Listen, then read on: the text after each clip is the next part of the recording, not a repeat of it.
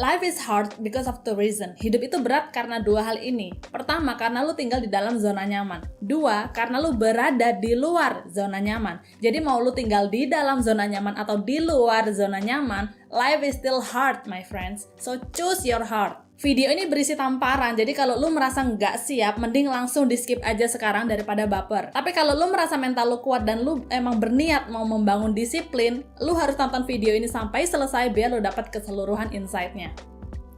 Hai guys, my name is Rebecca. Gue suka sharing topik tentang wellness, self-love, and growth mindset. Jangan lupa subscribe karena lu bakal dapetin banyak banget hal positif and insight baru lainnya dari channel ini. Gue akan ceritain ke kalian kehidupan gue saat gue tinggal di dalam zona nyaman. For so long, sepanjang hidup gue tuh menjadi orang yang gak disiplin. Gue selalu memilih the easy way karena gue gak mau menyusahkan diri sendiri. Gue sangat lembek sama diri gue. Plus gue tuh anak tunggal, jadi lu bisa bayangan sendiri, gue tuh dimanja.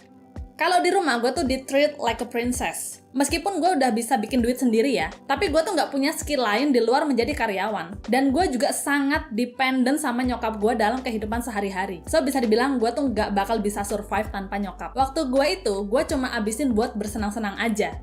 Gue terlalu self-love, jadi apapun yang diri gue inginkan, bakalan gue kasih. Like, I want it, I got it. You know what I'm saying? Saat tinggal di dalam zona nyaman, gue tuh selalu mengejar namanya instant gratification. Lu tau nggak? Gue tuh dulu ya, tiap malam selalu maraton nonton drakor. Gue masih inget banget dulu tuh gue nonton drama Korea Goblin itu sampai jam 4 pagi, padahal besok paginya gue harus kerja. Dan kalau weekend atau pas lagi istirahat kerja, gue abisin buat main Mobile Legends dan Arena of Valor. Itu mobile games, by the way, lu pasti tau lah.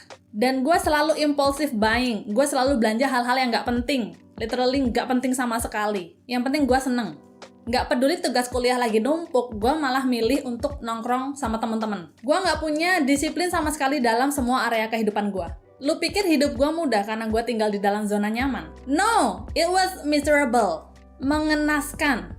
Trust me, lu nggak mau hidup kayak gitu. Dulu tuh setiap hari gue selalu komplain karena bokek. Gue nggak suka sama kerjaan gue, nggak ada kenaikan karir, nilai kuliah jelek, nggak ada energi karena kurang tidur, pengetahuan nggak nambah, fisik lemah, gampang sakit, dan gue nggak do something about it, cuma komplain. Yang gue lakuin malah gue escape. Gue nggak puas sama pekerjaan, gue nggak puas sama badan gue nggak puas sama situasi di rumah, dan gue nggak puas sama kondisi keuangan. Gue escape-nya dengan scrolling sosmed, nonton film, nonton YouTube, rebahan, main games, dan nongkrong. Pokoknya gue selalu kabur dari kenyataan. Apakah lu relate sama cerita gue? Atau mungkin ini yang lagi lu alami sekarang? Dengerin, lu nggak akan bisa sukses tanpa disiplin. Your life will be stuck and miserable without discipline. Selama ini gue nyeneng-nyenengin diri sendiri terus karena gue kira itu adalah tindakan self-love. Karena gue cinta diri gue, makanya gue turutin apa kemauan diri gue. Termasuk rebahan seharian, main games, dan konsumsi gula berlebihan. No, itu bukan self-love, itu malah tindakan merusak diri. Self-love artinya disiplin, bukan do whatever you want. Disiplin artinya lu tetap ngelakuin hal yang lu perlu lakuin meskipun lu lagi males. Orang yang obesitas makan sepuasnya, nggak pernah olahraga, dan bangga banget sama perut buncit, itu bukan self-love, tapi meracuni diri sendiri by killing yourself slowly. Kalau lu memilih tinggal di dalam comfort zone, kesusahan lu nggak bakal bawa hidup lu kemana-mana, malah makin lama hidup lu makin susah, miserable. Makanya gue akhirnya tuh memutuskan untuk keluar dari comfort zone. Dan gue kasih tahu tinggal di luar zona nyaman itu sulit coy. Susah banget karena lu harus melawan diri sendiri. Tapi kesusahan ini sepadan karena tiap kali gue mengalami kesulitan gue naik level. Jadi bedanya kesulitan di dalam comfort zone bikin lu tetap stuck.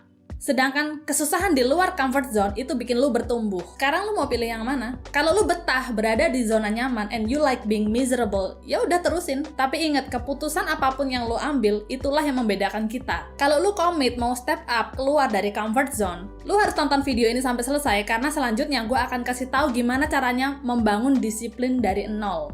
Sebagai mantan orang yang gak punya disiplin sama sekali, hal yang gue lakuin untuk mulai membangun disiplin adalah dengan menggunakan dua kekuatan ini. Pertama motivasi, dua action. Motivasi ini cuma perasaan ya, sama kayak happy atau sedih. Jadi cuma bertahannya sementara. So, manfaatin motivasi ini sebagai dorongan buat lu bergerak. Jangan ditunda. Setelah nonton video ini, mungkin lu bakal termotivasi, entah itu untuk olahraga, untuk belajar, atau mungkin ngelakuin hal yang lu harus lakuin. Tapi masalahnya, motivasi ini tuh nggak datang setiap hari guys. Mungkin hari ini lu semangat, tapi besok lu udah lupa. Nah, kalau lu lagi nggak termotivasi, lu harus take action. Motivasi mendorong tindakan, dan tindakan memunculkan motivasi. It goes both way. Kalau di psikologi itu ada istilah namanya Zeigarnik Effect, yaitu kecenderungan otak buat mikirin tugas atau kerjaan yang belum selesai. Jadi bikin lu tuh kepikiran terus buat cepet-cepet menyelesaikan. Contohnya lu lagi males banget buat olahraga nih, lu mager dan gak ada motivasi, lu bisa coba dengan take action, sedikit aja. Contohnya pakai baju olahraga. Dari situ lama-lama lu bakal ke-trigger untuk pakai kaos kaki, mulai dengerin musik, dan akhirnya muncul dorongan motivasi untuk lu pergi ke gym. Itu yang namanya Zeigarnik Effect. Disiplin ini kayak muscle, semakin lama lu latih, otot disiplin lu bakal semakin kuat. Saat awal gua membangun disiplin, of course gua tuh berkali-kali gagal guys. Gua masih sering balik ke kebiasaan lama. Tapi gua nggak nyerah, gua coba terus setiap hari. Sampai bertahun-tahun, akhirnya otot disiplin gua menjadi semakin kuat. Gua start dari mulai disiplin pergi ke gym, olahraga, benerin pola makan. Terus gue mulai terapin disiplin belajar hal baru setiap hari. Gue juga disiplin posting konten, jadi sesibuk apapun kerjaan, gue tetap posting konten. Gue juga mulai disiplin nabung, gue mulai disiplin nge-track pengeluaran. Gue disiplin sama jam tidur, dan gue practice delay gratification. Lama-lama kehidupan gue membaik. Gue nggak compare sama hidup orang lain. Tapi kalau gue bandingin diri gue sekarang versus diri gue yang dulu, dimana gue nggak ada disiplin sama sekali, bedanya itu 180 derajat coy. Gue sekarang menjadi orang yang lebih kuat, lebih tough, dan non-negotiable kalau berkaitan sama prinsip.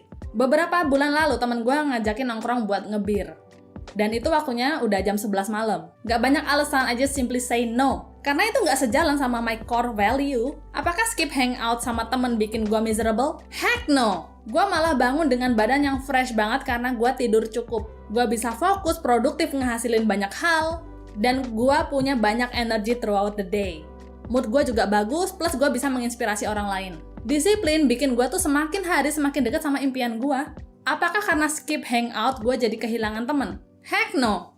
Mungkin iya karena gue udah nggak hangout lagi sama orang-orang yang nggak disiplin karena gue non-negotiable. Tapi justru gue malah nge-attract orang-orang yang punya disiplin yang sama kayak gue. Ini yang namanya naik level. Gue udah nggak hangout lagi sama orang-orang yang toxic, suka gosip, and complainer.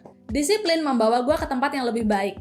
Jadi kalau lu nggak disiplin sama diri lu, damn man, lu missing out banyak hal.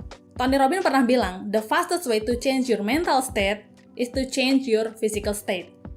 Alright guys, sebanyak apapun video motivasi yang lu denger setiap hari, itu nggak akan merubah hidup lu kalau lu tuh nggak taking action. So, gue encourage, abis lu nonton video ini, langsung bangkit dan lakuin hal yang harus lu lakuin. Tapi sebelumnya gue mau say thank you buat teman-teman yang udah nonton, yang udah like, subscribe, dan bunyiin notif, bahkan share video gue.